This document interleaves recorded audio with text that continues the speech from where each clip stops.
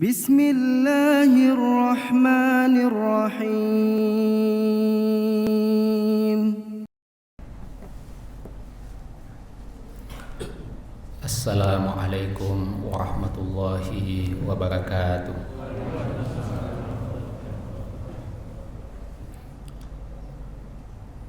Alhamdulillahi rabbil alamin. Ar-Rahmanir Rahim. Maliki yaumiddin. Iyyahu na'budu wa iyyahu nasta'in. Ashhadu an la ilaha illallah wahdahu la syarika lah. Wa ashhadu anna Muhammadan abduhu wa rasuluh. Ballagha risalah wa addal amanah wa nasahal ummah wa jahada fillahi haqqa jihadihi hatta atahul yaqin wa tarakana ala al-mahajjatil bayda la yazighu anha illa kana minal halikin. Fallahumma salli wa sallim wa barik wa zid ala nabiyyina wa habibina wa qudwatina wa imamina Sayyidina Muhammadin wa ala alihi wa ashabihi wa ikhwanihi wa man tabi'ahum bi ihsanin ila yaumiddin. Ya ayyuhalladzina amanu taqullaha haqqa tuqatih wa la tamutunna illa wa antum muslimun. Bapak-bapak, saudara sidang Jumat yang sama dimuliakan oleh Allah Subhanahu wa ta'ala. Jumat ini kita sudah melewati 10 hari pertama dari bulan Sya'ban. Insyaallah ta'ala sisa 20 hari lagi, dan semoga Allah Subhanahu wa ta'ala mengizinkan kita untuk sampai ke sana dan menyelesaikan ibadah di dalamnya, yaitu bulan suci Ramadan 1443 Hijriah.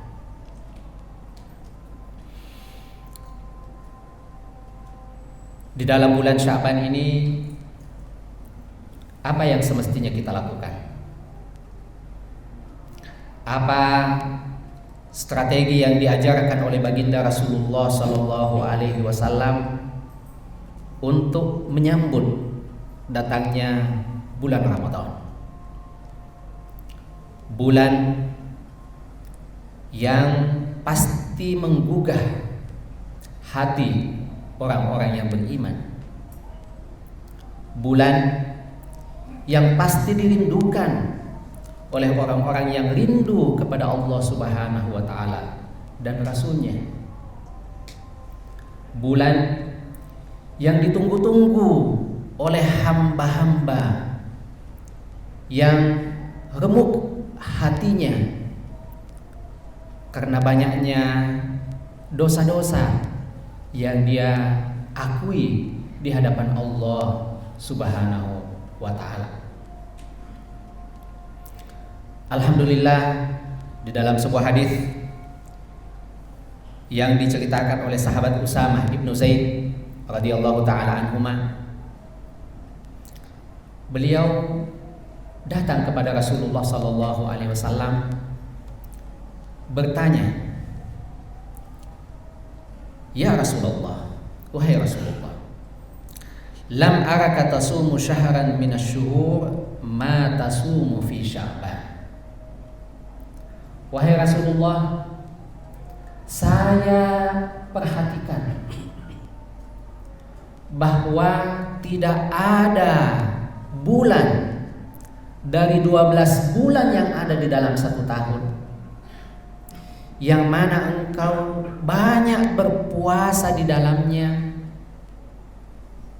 tentu selain bulan Ramadan, seperti engkau berpuasa pada bulan Sya'ban. Jadi rupanya sahabat ini sudah lama memperhatikan tradisi baginda Rasulullah SAW, bahwa dari tahun ke tahun, dari waktu ke waktu, dari musim ke musim, ada satu bulan di mana Nabi SAW banyak sekali berpuasa di dalamnya, padahal dia bukan puasa wajib. Wahai Rasulullah, saya tidak melihat engkau banyak berpuasa sebagaimana engkau melakukan puasa pada bulan Sya'ban. Rasulullah SAW menjawab, "Dzalika syahrun yaghfulun nasu anhu baina Rajab wa Ramadan." Wahai sahabatku, Sya'ban itu adalah bulan di mana banyak manusia yang lalai terhadapnya.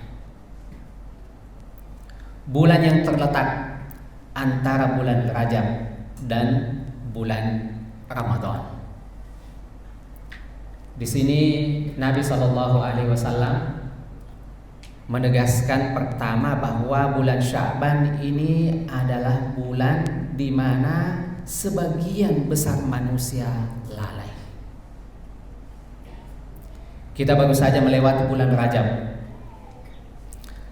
Kalau di dalam ajaran agama kita, bulan Rajab ini termasuk bulan haram, yang mana dosa-dosa yang dilakukan di dalamnya memiliki beban tambahan dibanding dosa-dosa yang dilakukan pada bulan-bulan lainnya. Allah Subhanahu wa taala berfirman di dalam Al-Qur'an, "Fala tadhlimu fihinna anfusakum." Janganlah kalian menzalimi diri kalian dengan melakukan dosa pada bulan-bulan haram tersebut. Kalau di dalam tradisi masyarakat kita, bulan Rajab kemarin ini bulan yang semarak dengan perayaan Isra dan Mi'raj bagi sebagian masyarakat kita. Intinya bahwa bulan Rajab ini bulan yang semarak bagi kaum muslimin, bagi orang-orang yang beriman. Kemudian kita memasuki bulan Sya'ban, dan kita insyaallah ta'ala akan memasuki bulan Ramadan. Bulan Ramadan pasti ditunggu-tunggu oleh hati-hati yang beriman, karena dia adalah bulan yang dimuliakan oleh Allah Subhanahu wa ta'ala dan Rasulnya.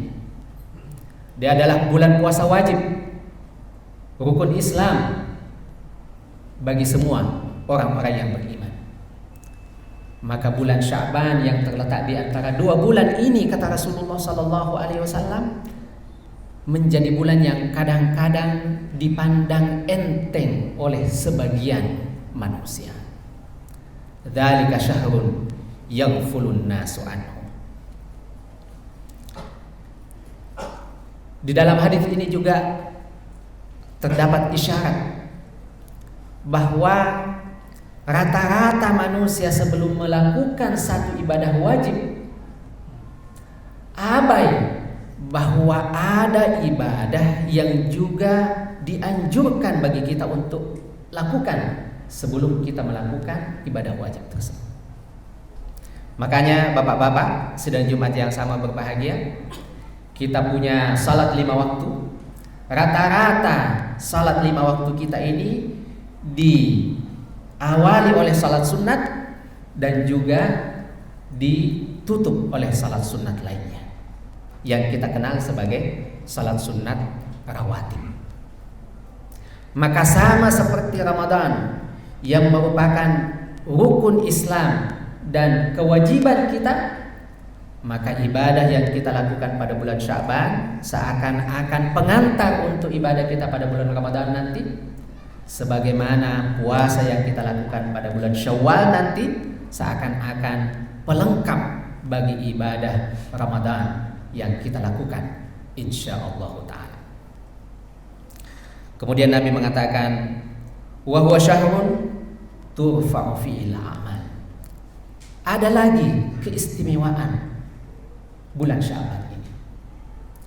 Bulan Sya'ban ini kata Rasulullah sallallahu alaihi wasallam adalah bulan di mana amal-amal umat manusia ini diangkat kepada Allah Subhanahu wa taala. Jadi perbuatan yang kita lakukan, bapak-bapak sidang jamaah Jumat yang sama berbahagia, tidak akan sia-sia begitu saja. Sedekah yang kita keluarkan, zikir yang kita baca, bacaan Al-Quran yang kita khatamkan, perbuatan baik kita kepada saudara-saudara kita, senyum kita kepada sesama saudara kita, tidak akan pernah sia-sia di sisi Allah Subhanahu wa taala. Bahkan Rasulullah sallallahu alaihi wasallam menegaskan bahwa pada bulan seperti inilah, bulan Sya'ban ini, di alam gaib sana, amal-amal umat manusia ini diangkat menghadap kepada Allah Subhanahu wa taala. Maka Nabi sallallahu alaihi wasallam mengatakan, huwa syahrun turfa'u fihi al-a'malu ila rabbil alamin fa uhibbu an yurfa'a 'amali wa ana sha'im.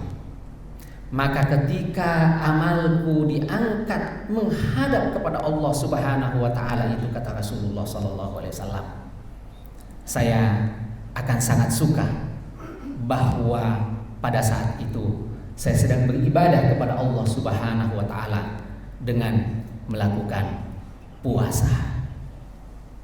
Oleh karena itu, Bapak sedang jemaah Jumat yang sama berbahagia, pada bulan Sya'ban seperti ini Rasulullah sallallahu alaihi wasallam telah mencontohkan kepada kita bahwa salah satu amal yang sangat dianjurkan untuk kita lakukan pada bulan ini adalah banyak-banyak berpuasa. Bulan di mana amal kita menghadap lebih dulu kepada Allah Subhanahu wa taala sebelum kita menutup usia kita di dunia ini, maka kita akan sungguh berbahagia sebagaimana bahagianya Rasulullah sallallahu alaihi wasallam ketika amalan kita diangkat kepada Allah Subhanahu wa taala dan kita dalam kondisi suci karena kita berpuasa pada bulan Sya'ban seperti ini. Barakallahu li wa lakum fil Qur'anil azim wa nafa'ani Allahu wa iyyakum lima fihi minal ayati wa dzikril hakim wa taqabbalallahu minni wa minkum tilawatahu innahu was-sami'ul 'alim.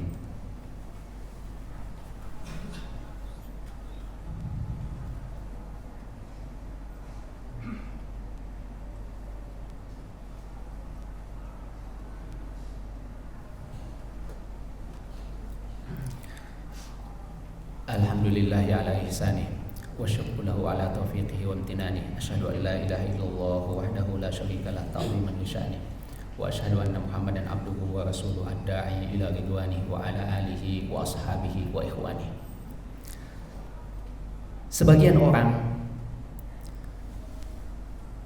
memperpanjang angan-angan. Dia mengatakan, saya akan memulai ibadah nanti setelah masuk bulan Ramadan.